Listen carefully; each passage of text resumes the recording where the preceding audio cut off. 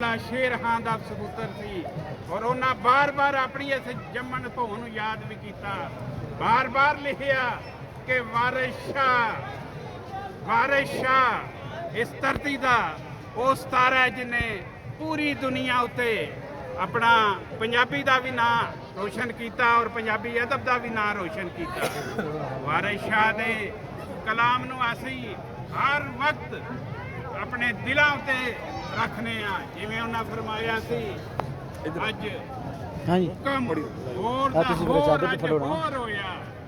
हुक्म होर अज होर दा होर होया। ਤੇ ਉਸ ਮੁਬਾਰਕ ਤੇ ਅਸੀਂ ਖੜੇ ਹਾਂ ਜਨਾਬ ਇਲਿਆਸ ਘੁੰਮਣ ਸਾਹਿਬ ਦੀ ਅਗਵਾਈ ਦੇ ਵਿੱਚ ਇਹਨਾਂ ਦੇ ਨਾਲ ਕਾਫਲੇ ਦੀ ਸ਼ਕਲ 'ਚ ਅਸੀਂ ਆਏ। ਨਵਾਜ਼ ਬਿੱਲੂ ਸਾਹਿਬ ਨੇ ਸਾਡੇ ਨਾਲ, ਗੁਜਰਾਂਵਾਲਾ ਤੋਂ ਡਾਕਟਰ ਅਨਵਾਰ ਇਜਾਜ਼ ਸਾਹਿਬ, ਪ੍ਰੋਫੈਸਰ ਅਕਰਮ ਸਈਦ ਸਾਹਿਬ ਤੇ ਮੈਂ ਤੁਹਾਡਾ ਆਪਣਾ ਇਜ਼ਹਾਰ ਅਹਿਮਦ ਗੁਲਜ਼ਾਰ ਫੈਸਲਾਬਾਦ ਤੋਂ ਜਨਾਬ ਇਲਿਆਸ ਘੁੰਮਣ ਸਾਹਿਬ ਦੀ ਸਰਬਰਾਹੀ ਦੇ ਵਿੱਚ ਵਫਦ ਪੀਰ ਵਾਰਿਸ ਸ਼ਾਹ ਸਰਕਾਰ ਦੇ ਜਨਾਬ ਹਾਜ਼ਰੀ ਵਾਸਤੇ ਹਾਜ਼ਰ ਹੈ ਜਨਾਬ ਡਾਕਟਰ ਇਜਾਜ਼ ਸਾਹਿਬ। वारिस शाह की जिक्र के हवाले साढ़े सजना के दिलों में जो चानना है, अल्लाह सोना इस चानने को दिन क्यामत तक जो नूरों नूर रखे कि इस हवाले साडा सीना